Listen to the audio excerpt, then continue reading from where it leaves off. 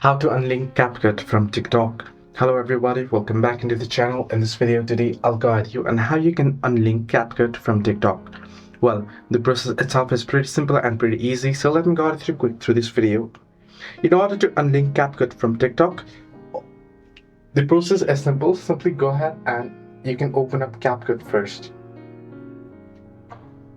Once you open up CapCut here, now let this ad finish up. Once you open up CapCut, you'll get an interface somewhat like this, as you can see on the screen, right? At the bottom of your screen, you can see various options that says Edit, Templates, Library, and Me option. You want to simply tap on Me option at the bottom right corner of your screen. Then here, you want to tap on the hamburger icon at the top right corner of your screen. And you can see there, Scan option, Blocked Accounts option, and Managed Accounts option.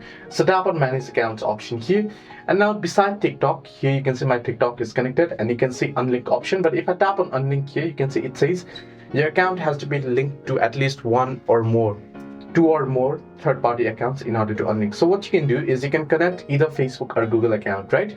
Once you have linked one of it, then you can go ahead and tap on Unlink and go ahead and unlink the TikTok.